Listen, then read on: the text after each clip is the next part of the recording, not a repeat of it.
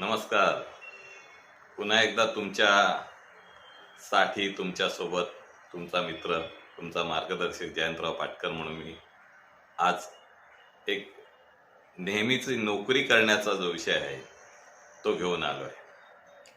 नोकरी कशी करावी, नोकरी का करावी, नोकरी मागील उद्दिष्ट ही प्रत्येकाची वेगळी जरी असली तरी नोकरी करताना आपण काय केलं पाहिजे याचं गणित तरुणपणी जर एखाद्याला समजलं तर भविष्यात त्याचा फायदा होतो.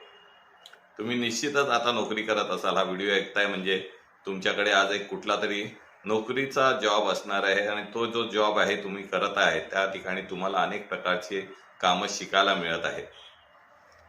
माझा तुम्हाला ॲडवाईस आहे की जेव्हा तुम्ही नोकरी कराल तेव्हा त्या नोकरीमध्ये स्वतःला पूर्णपणे इन्व्हॉल्व करा. त्या नोकरीच्या वातावरणात तुम्हाला जे निगेटिव्ह एनर्जी मिळते, जसा तुमचा बॉस तुम्हाला त्रास देतो, तुमचे कलिग्स तुम्हाला निगेटिव्ह बोलतात, तुमचे कलिग्स तुम्हाला वेगवेगळ्या प्रकारची कामं देतात आणि त्रास देतात, यांना तुम्ही सकारात्मकपणे घ्यायला सुरुवात करा. याचं कारण असं की बॉस त्रास देतो या गोष्टीकडे जर तुम्ही लक्ष दिलं तर अनेक वेळा तुमचं जे लक्ष आहे ते त्या प्रमुख कामावर न राहता त्या त्रासाकडे अट्रॅक्ट होतं. त्याऐवजी तुमचा बॉस जे तुम्हाला काम देतो ते उत्कृष्ट पद्धतीने करण्याचा प्रयत्न करा.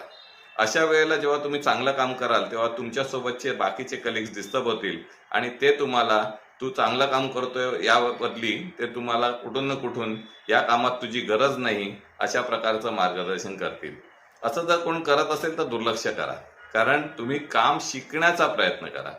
नोकरीत असताना प्रत्येक काम जर तुम्ही शिकण्याचा प्रयत्न केला तर मी खात्री देतो की एका काळात तुम्ही त्या नोकरीत नोकर न राहता व्यावसायिक नीतिमूल्य असलेला व्यावसायिक बना.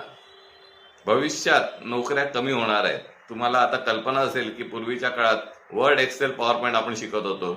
वर्ड शिकण्यामागे उद्देश काय होता की टायपिंग करणं. एखादा पत्र एखाद्या कंपनीमध्ये ॲज अ टायपिस्ट क्लार्क ही वेकन्सी त्यावेळेला फुलफिल होत होती. पण आत्ताच्या AI मुळे तुम्हाला टायपिंग करावं लागतं का? मला वाटतं तुम्ही कदाचित ChatGPT वापरत असालही आणि कदाचित नसालही. जर वापरत नसाल तर तुम्ही एकदा ChatGPTवर जा, त्याचं विनामूल्य एडिशन आहे ते तुम्ही ऑपरेट करा आणि त्याला सांगा फलाना फलाना प्रकारचा मला एक बायोडाटा बनवून दे. तुमचं नाव द्या, तुमची माहिती द्या, बेसिक माहिती जी काही तुम्हाला तुमच्याकडे अवेलेबल आहे ती त्याला द्या आणि त्याच्यानंतर त्याला सांगा की मला एक चांगल्या प्रकारचा बायोडाटा रिझ्यूम बनवून दे. विथिन 10 to 15 सेकंद तुमच्या असं लक्षात येईल की समोर स्क्रीनवर तुमचा संपूर्ण बायोडाटा तयार झालेला असेल.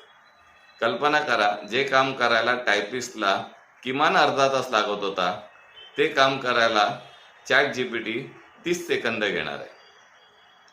म्हणजे AI मुळे टायपिस्ट सारखी कामं एकदम हद्दपार होणार आहेत. म्हणजे या प्रकारच्या सगळ्या नोकऱ्या या AIने खाऊन टाकल्यात जमा आहे.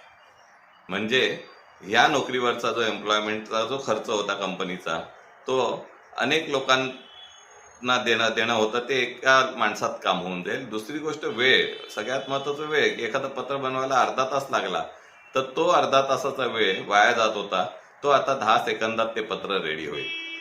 अशा प्रकारच्या अनेक गोष्टी AI करू शकतो. मग AI मुळे तुमच्या नोकऱ्या जाणार आहेत का? तर नाही, नोकऱ्या बदलणार आहेत.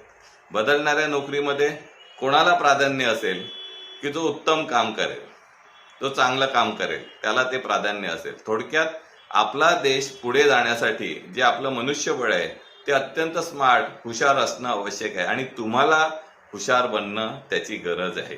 लक्षात घ्या, मी जेव्हा माझे आवडते धीरूभाई अंबानी यांचा उल्लेख करतो तेव्हा त्यांची सुरुवात जी होती ती एका नोकरीतनं झाली होती. एका पेट्रोल पंपावर पेट्रोल भरण्यासाठी ते नोकरी करत होते.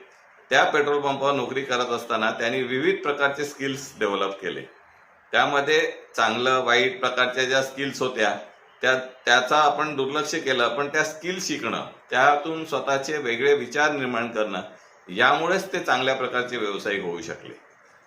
तुम्हालाही माझं सांगणं आहे की येत्या काळात नोकऱ्या गेल्या हरकत नाही, नोकरी गेली तर दुसरं नोकरी मिळेल, पण त्या दुसऱ्या नोकरीतून पण आपल्याला एक चांगलं काम करून पुढे जायचंय.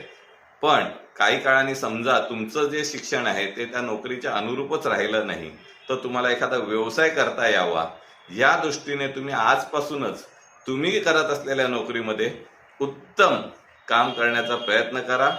एफर्ट्स टाका, मेहनत करा, कोण काय बोलतंय, माझा बॉस मला त्रास देतोय, माझे कलिग्स माझ्याबरोबर चांगले वागत नाही, सगळं दुर्लक्ष करा आणि पूर्ण फोकस करा की कशाही प्रकारे तुम्हाला यश मिळालं पाहिजे, तुम्हाला शिक्षण मिळालं पाहिजे, तुम्हाला उत्कृष्ट काम करता आलं पाहिजे. माझी तुम्हाला विनंती आहे, आजपासून सुरुवात करा. 1 महिन्याने तुम्ही जेव्हा मला भेटाल, पुन्हा एका व्हिडिओमध्ये बघाल, तेव्हा लक्षात येईल तुमच्या की मी सांगितलेली गोष्ट तुम्हाला निश्चितच फायदा देऊन गेलेली असेल. धन्यवाद मित्रांनो, पुन्हा एकदा भेटूया.